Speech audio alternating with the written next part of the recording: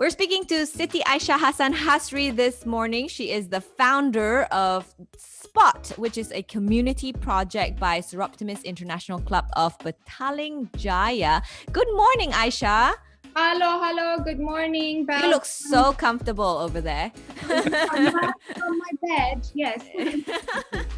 Now, today we're going to talk about safe and unsafe touches and how to talk to our children about safe and unsafe touches. Now, first of all, I think we should address what constitutes a safe and unsafe touch. Whatever you're doing, please stop and take down these notes. So we use the term safe and caring touches and unsafe and harmful touches so that the children will be able to follow up with and understand the explanation that we are going to give them. So safe and caring touches makes us feel safe, comfortable, and happy. We talk about the feelings that they feel when they receive these touches. Anything else goes under the umbrella of unsafe and harmful touches. So unsafe and harmful touches makes us feel unsafe, uncomfortable, sad, angry, and confused. I repeat that again. Unsafe and harmful touches makes us feel unsafe, uncomfortable, sad, angry, and confused. So anything that also makes you feel confused fall under the category of unsafe and harmful touches. And this usually will come in with everything else lah, like getting kicked, getting punched, getting attacked on their faces.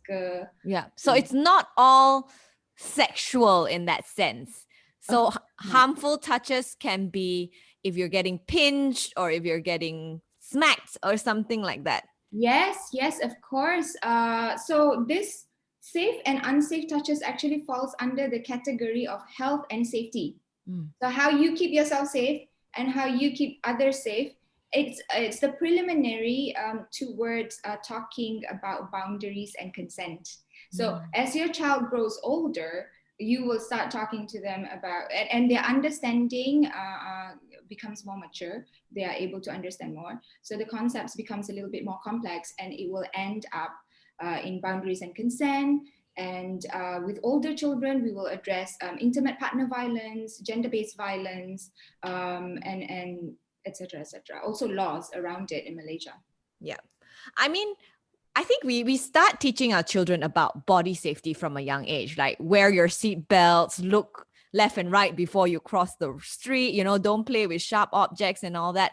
But somehow I think parents avoid this talk about safe and unsafe touches because they think that it might be too difficult for a young person to understand. So can a child be too young to understand about safe and unsafe touches? I believe that you should start as young as possible, due to the fact that even when they are baby, without them even having the vocabulary or even the level of maturity to understand what you're saying, it is for your own sake. You, as a parent, need to start finding your voice and need to start finding your courage in speaking with your child about all these difficult and uncomfortable topics, right? Because it's you, the one who has all these reservations. You must understand that your child is going through all these developmental phases accordingly, and you are setting the environment for them, including what knowledge they're exposed to, what information they have. So you start with them at a very young age when you are bathing them. Talk to them about their body parts, name their body parts, make it a teachable moment. When they everything is a teachable moment. So get in there, normalize these conversations, make sure that you are comfortable with it first. And then I'm very sure it will come naturally. Everything will fall into place as long as you feel safe and comfortable to talk about these topics with your children first. And remember, again, as I mentioned earlier, these topics are actually topics of health and safety. It's about their bodies. It's about what makes them feel safe and comfortable, and what makes them being able to verbalize what is hurting them and what is causing them pain, especially the pain that we cannot see, right? Because we need to, as parents, we're responsible to give that much care to our children and help them through, maneuver the world. So how do you start this conversation then, Aisha? Because I know a lot of parents, including myself, we don't know where to start. I mean, I'm not uncomfortable teaching my daughter anything. It's just that I don't know how to just bring it up and just teach them. And then she'll be like, why are you telling me this? You know? Okay, I understand. You can start at any age, but the best time to do it is when they are little babies, like you are in your confinement, and just go start immediately. Yes. Really? They won't understand anything. You need to familiarize this conversation with yourself first, right? And then the babies, whatever teachable moments that you have, you just go in there. But when they will start to realize and understand what you're saying to them, have whatever script you have, right? Just go through with them during the time that they are still unable to verbalize anything yet, for your sake. And for the children, they will be able to pick it up, I think, at the age of 2, when we talk about body parts and bodily autonomy and safety. So, you're not supposed to touch it. Like you said just now, we teach them body safety, right? And it's important to talk to them about the real names of the body parts, so that they are able to let us know exactly where they feel the pain and exactly where they feel that they need to be treated, right? And you need to call it as it is. So if it's a vulva, if it's a penis, if it's the testicles, if it's the mons pubis, and you need to start talking about the functions of their bodies, right? And so does that mean, okay, let's say you say in confinement, a baby, when we're changing the baby's diaper, for example, then you say, okay, mommy's going to take off your diaper now, and I'm going to wipe you in your private area. Is that how you do it? Yes, and then you say, it is okay for me to do it. It is okay for your daddy to do it for you, but it is not okay for anyone else to do it, because you matter a lot to us and you're very, very important. We are doing this to keep you clean and healthy and safe. Okay. And then when they get older, and you said the bath during the when you're bathing them, what script? Maybe you have to write down a script or something. What do you tell them? So when you are bathing them, you start with the body parts. Very good. This is your right hand. Very good. What do you usually use your right hand for? The blah, blah, blah. And then this is your left hand. What do you usually use your left hand for? Okay. So we talk about functions, right? And then we go to your vulva. This is your vulva. This is the outer part of our female genital. It's called the vulva. And so this is your vulva. And you must remember that this is your vulva, and your vulva is covered by your underwear, always panties on whenever you're outside. So then you talk about things, the concept of privacy, right?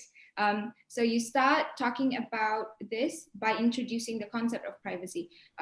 Your private parts are all the parts that you cover with your underwear, which is your panties and also your camisole. For example, if you're speaking to a girl child, if you're speaking to a boy child, then it's your underwear, right?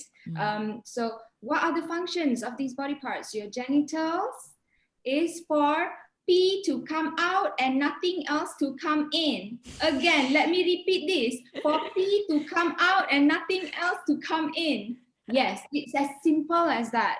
Okay. Make sure that you feel comfortable talking about this. Don't go into sex immediately, because it is so weird to be speaking with a child about oral sex who's only 2-3 years old. Yeah. Nobody understands anything. So yes, am I making sense?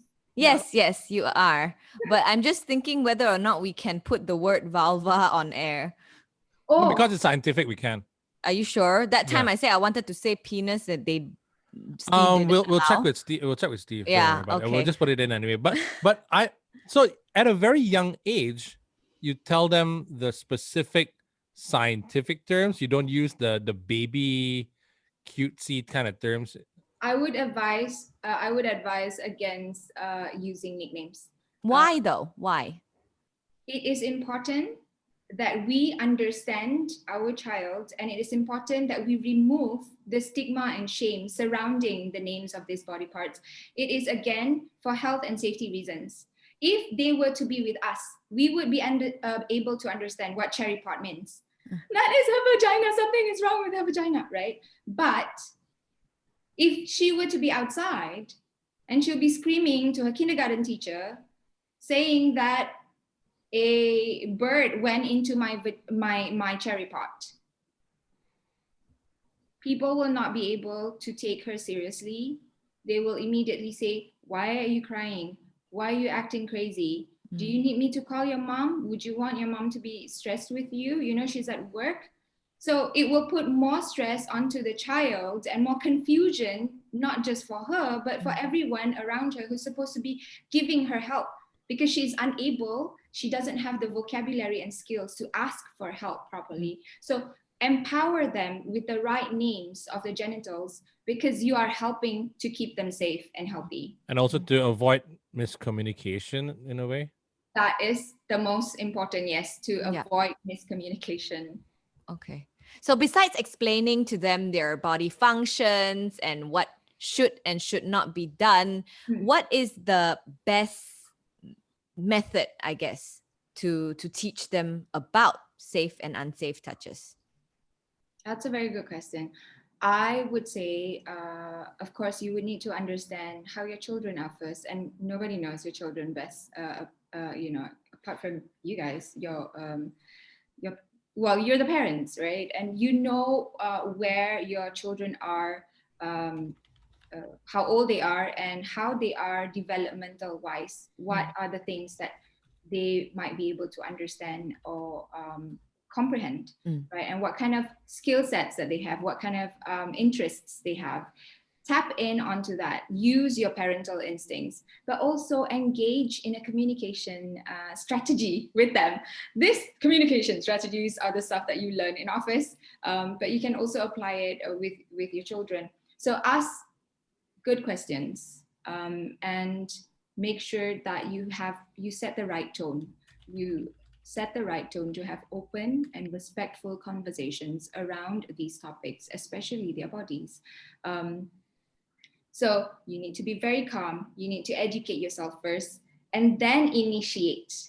It could be as simple as they came home crying from school, right? And you're like, oh, why are you crying? Are you okay? Would you want me to give you a hug?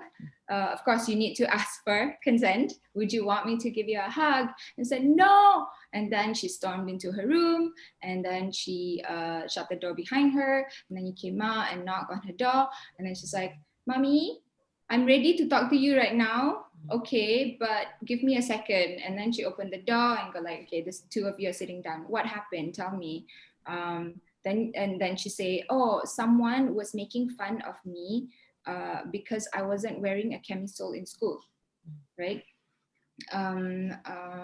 They are saying that can see my nipples through because it was, I don't know why. Not everyone needs to wear a camisole. Do I need to wear a camisole? That kind of thing. So there's different things, everyday items, or even everyday teachable moments. You just need to like spot this. Even items of clothing, stories about their friends, stories about the things that they see on TV. For example, you guys are both watching Hey Dagi, right? Okay, what do you feel about that? Can you please tell me how do you feel about that? Why do you think that way? Oh, that's very interesting. Where did you learn that? Mommy wants to know. Oh my God, you're so clever. You're so smart. Because we are the natural cheerleaders for our kids, right? So yeah, that's everything and anything. Just start and engage with that conversation. Ask where they found out about this. Why do they feel that way? Then you are able to plug in the messages that you actually want to talk about. Always plug in family values. This is very important. Let me repeat that again. Family values are very, very important in a child's developmental growth, mentally, and not just mentally, but also physically. What is safe and unsafe for them? It starts with introducing family values. That's how you also introduce them to boundaries, but it's more under religious and cultural values. But it is up to you to make sure that they are resilient, and they are aware of their heritage by talking to them about your family values and what's important for them. Culturally, I mean, as Asians, we always want our children to respect the elders, right? Yes. And I've seen this happen before. Like parents would force their children to hug or, to Salam. kiss or salam another person, Yeah. an elder in the family, because it's respectful, Mm. right? So how do we, but it might be something that they are uncomfortable with. Yes. So how do we balance that? We want them to be respectful, but we also want to respect their wishes and their comfort level. Yes. I love this question. This pandemic had helped us. We don't need sorry, SOP. In a way, that's it's already helped us, Yeah. Also, you need to establish the fact that you and your child, this relationship, we need to establish the fact that it is so important, not just for you, it is also important for him or her, right? For your baby, and to make sure that she or he feels important. They lah, let's use the pronoun they. To make sure that they feel important, you need to become their advocate, right? So you need to start asking them, perhaps in front of the elders, before they hug and kiss or whichever. You need to start doing it. For example, when you get into your mom's house and go, "Hi, mom," and you will ask your mom first, "Can I give you a hug?" And then your mom will go, "Of course." So you normalize that conversation, asking for permission, and get all of your extended family members involved, because whatever messages that you want to give to your children, if it's not reinforced by your extended family members, but trust me, you have a war because a lot of people have different opinions on how to raise a child, right? Yeah. But you need to get that support. So make that happen for you first before you can actually make sure that, set it up for your children. That's interesting. Like asking someone for permission for a hug. Yes, because that rarely happens in our household. And I mean, I am guilty of, like, when my mother-in-law buys my kids something, I'll say, "Oh, give mama a hug," give her a hug. And I don't know whether they want to, and I don't know whether she wants a hug, So you need to make that little tweak by saying, would you want to give? How would you want to show your thanks to mama? Would you want to give her a hug? Would you want to high five her? Would you want to go out for a walk with her? So engage more. And then eventually everyone will know that it's normal. Normalize it, right? Yeah. And it'll just become second nature. And that, ladies and gentlemen, is the preliminary setting towards talking about consent. Because the issue is, in Malaysia, a lot of people don't know that children under the age of 16 are not able to give consent. This is something that I also need to advocate for if we want to raise the age of consent, because the definition of children, according to the United Nations Declaration, Convention of the Rights of the Child, children are anybody who is below the age of 18. So we're missing 2 years under the consent rule in Malaysia. Okay, interesting. Now, Aisha, let's go through a situation here. Maybe some parents can relate better if we put a situation in this, right? Let's say your primary school age daughter, she is playing with an older male cousin. Perhaps he's in his teen or older. And out of care, with no malicious intent, he just starts stroking her hair or her arms. Or maybe they're playing a game which requires him to like hug her from behind and swing her up in the air or something like that, right? Yeah. She doesn't think that it's unsafe or uncomfortable. She doesn't feel confused. Is that also considered inappropriate or unsafe touch? We would need to, okay, so let's say the girl is 8 years old. And to start, I think I would actually say this. This is a norm. It's considered as something, I would say, that had happened a lot of times in many households. Yes. I know that it happened in my own household, especially whenever the family gets together and parents will be busy and not being able to tend to their children all the time because they're busy either cooking or talking or attending to their elders. And you feel like you are in a safe space and you feel that you trust everyone and hoping that people will take care of your children for you.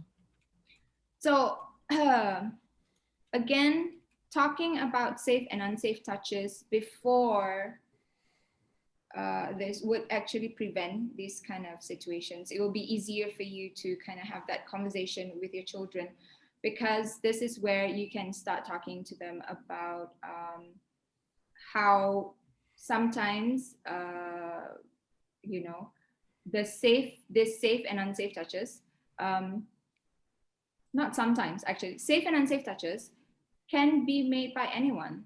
Sometimes you as parent also can do that to them without unknowingly, right? For example, when you hold them too tightly, right, and they just be quiet because they don't want you to feel bad or anything, but you need to let them know, encourage them to tell you, does this feel comfortable? Does this feel safe?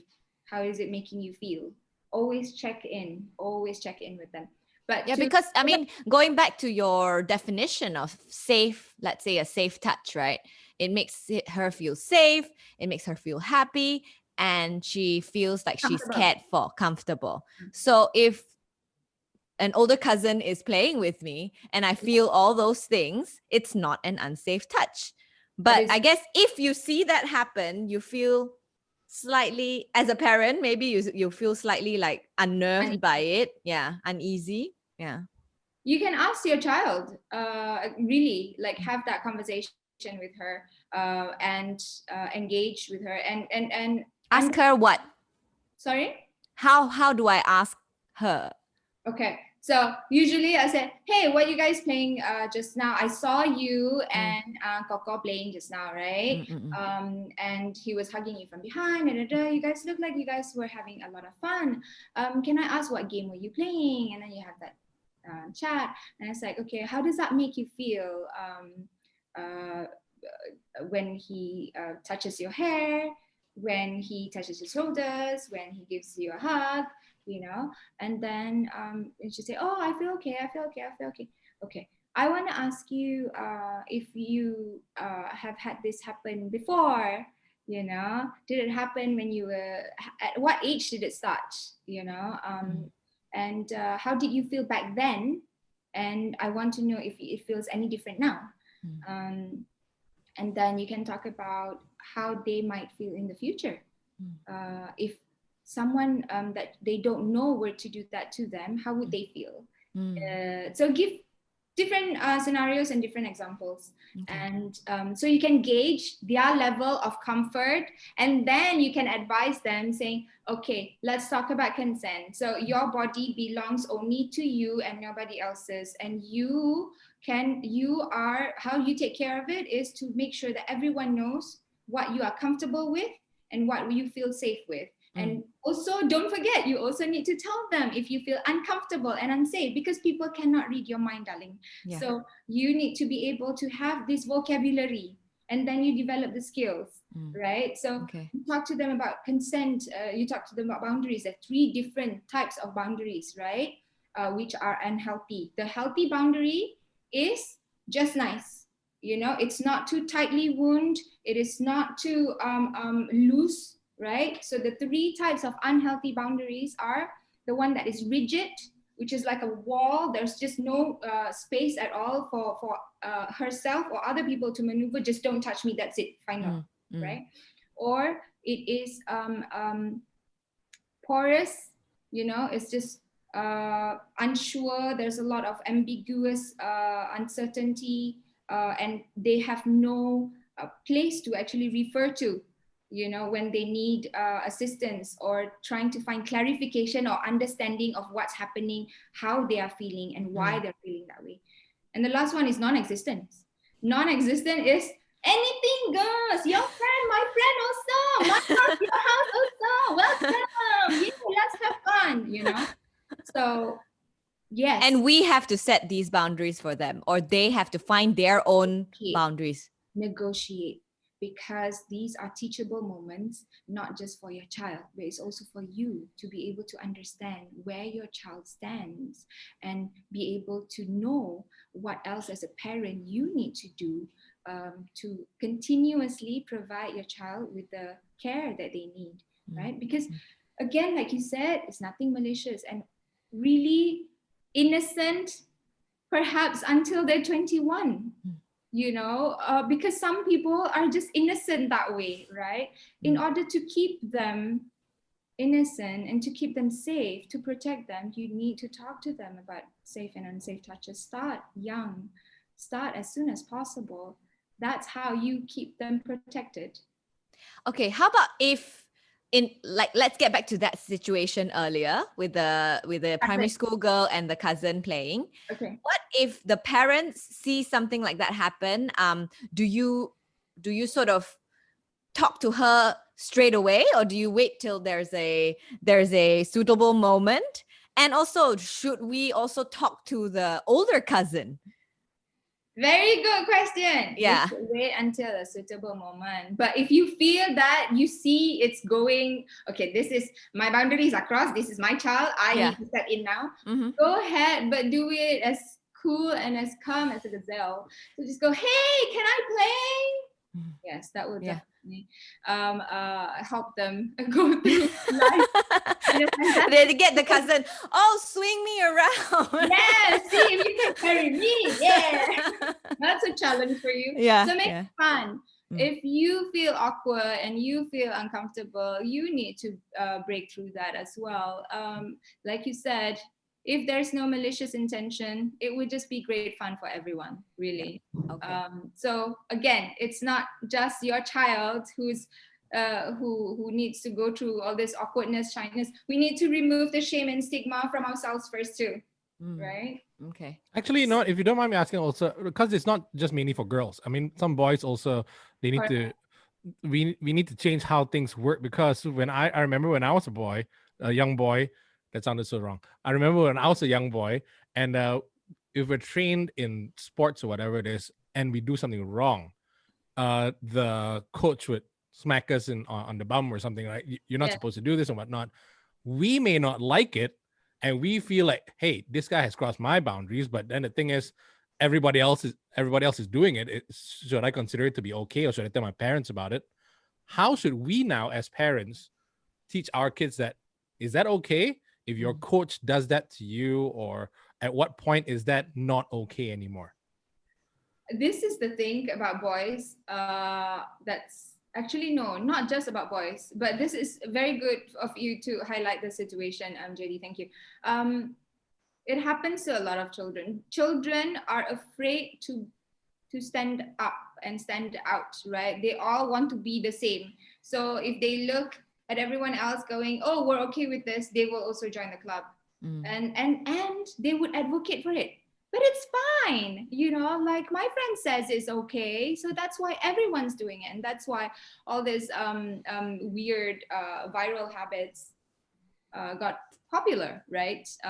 So that you feel belonged. Sorry, so that you will feel that you belong. So to answer your question, as parents, when you see something like that happen, on the way home, you can discuss about, how was your day? How did you feel everything go today? What would you have done better? Did anyone hurt you today? I want to ask you, like, what do you usually do during the thing? What kind of touches, like high five, and then we got elbow, and then we got like belly bump, and then sometimes, my coach would smack me on my bum, and then you ask them if they feel comfortable about it, and talk to them about it, and then make them realize, because sometimes they don't realize that it is uncomfortable for them.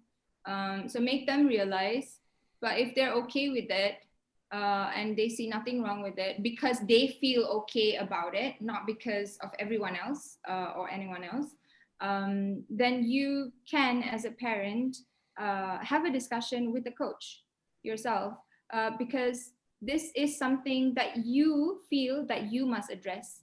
So advocate for yourself as well. Speak up. Okay. Go to the coach and go, I saw this, and I remember as a child, this also happened to me. Open up, have that open and respectful conversation. Like we're both adults here, bless you, and we want to be able to talk about these things. So yeah, and ask the coach what would be a better solution. Negotiate with them, and you need to address that issue that you had when you were younger too. And this is your way of speaking up against it, and to find peace with your child self. Yeah, because to be honest, yeah. being smacked on the bum, now I think about it, back when I was a kid, it was completely fine because everybody went through it, right? But it's a different world now. Are we more sensitive? Are the kids less able to handle being disciplined or something like that? I always wonder about things like that, Yeah, but really, this is where family values come in very, very strongly. The reason why we educate our children is because we want to create this resilience in them and this confidence in them. Not the kind of confidence or resilience that we don't have, but their own type of resilience and their own type of confidence, because you and your child are two separate individuals, right? So yeah, you need to step up, advocate, seriously. So for example, like a coach or someone respected did something to your child, how would you advise them to react then? Should they say no, like to the coach, like if they feel uncomfortable being smacked in the bum, for doing something wrong? They can't go and tell the coach, says, I don't want you to do that anymore, Well, it really depends. I know a lot of kids would do that immediately. Really? Okay. Why are you touching my bum? This is my bum. Hello? And you're doing it in public. Hello? So we, in school, we actually encourage children to just scream and shout whenever they feel unsafe and uncomfortable and their parents are not around, for them to go to and ask for help. The immediate thing that you can do is to get your friends' attention and your friends to back you up, right? Because if you don't advocate for yourself, nobody else will be able to help you, and by the time that you get to your parents, it might be a little bit too late, and you will have to suffer these feelings by yourself for quite some time. And by the time that you get to your parents, sometimes all you want to do is just cry, and you even forgotten what really happened because you're just so overwhelmed with this emotions. You're a child, right? And then tomorrow morning, you forgot already. So I think we have to get. So they have to scream it out. They have to say exactly as it is at that time. As it is at that time. Adults will learn how to behave better around children also after that.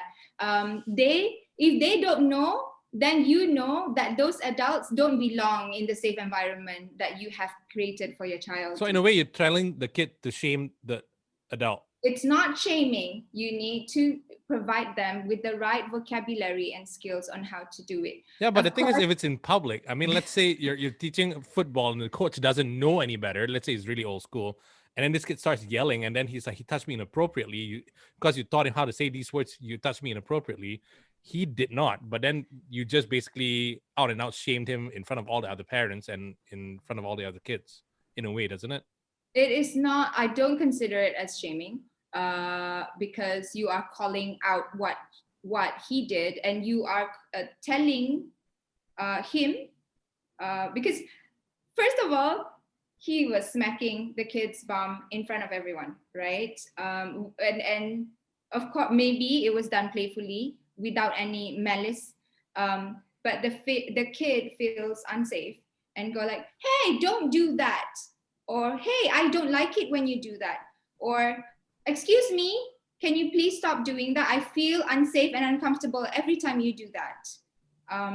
And other kids or parents who would be watching would be able to give the right support to the child and also help the coach to manage the situation and manage his feelings as well.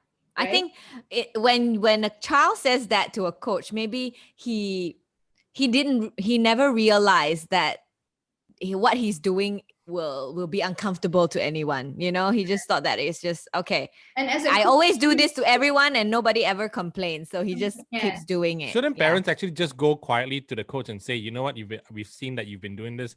We just feel it's inappropriate. Can you stop doing that? Isn't that a better approach? Well, I really believe that we need to empower our children because, again, this is our children's experiences, right? So if they feel that it is unsafe and uncomfortable, you should go with them so that you empower them and enable them for them to educate this adult on what feels safe and unsafe for him or her. And that's how I would believe I would do it. I would go with my child together and make sure that my child expresses themselves to this coach. Yes, and being there as the support, I think is very, very important because again, this is your child's experience. Hence, we need to create confidence and resilience, and we need to support them to be able to let their voice be heard. Okay. Now, we did talk about safe and unsafe touches in the terms of like hitting and pushing and punching and pitching as well. And you said that this should be first. We should teach this first, even before the appropriate or inappropriate touches. That is very true. That is why we call it safe and caring touches and unsafe and harmful touches. So we can make it into a game, list down every single thing that you feel would constitute under your law as unsafe and harmful touches. So then they will say pinching, kicking, punching, which is regular. And then you can have a discussion pula saying, okay, if this was done by your mom, would you still feel unsafe? Uncomfortable? If this is done by your dad, would you still feel unsafe and uncomfortable? So you need to engage with them and see what is safe and unsafe for them. And this actually changes gradually as they grow older, of course. But yes, you may have that engagement, turn it into a game, turn it into something, an activity that you can do. As a matter of fact, we do have on our platform, we have a Shopee platform. There's this activity sheets that you guys can download and use to initiate those conversations with your children. But this is more on puberty. We are starting with puberty first, and we have 4 more coming. So one of it will be talking specifically on safe and unsafe touches, and it will be all the way up till boundaries. Interesting. Now, Aishah, lastly, any last words or advice you would give to parents about teaching their children about body safety? Remember that it starts with you. I believe that we all have our work that we need to do with our emotions, with our feelings. You need to get yourself educated first, and you need to work with yourself first on being awkward and shy and uncomfortable about talking about all these things. You need to understand where did that come from and address those feelings before you take that step to provide that knowledge for your own children authentically. Because we don't want to transfer that awkwardness and shyness over to our children as well, and just keep everything under the rug. Yeah. Very true. And not keep everything under the rug.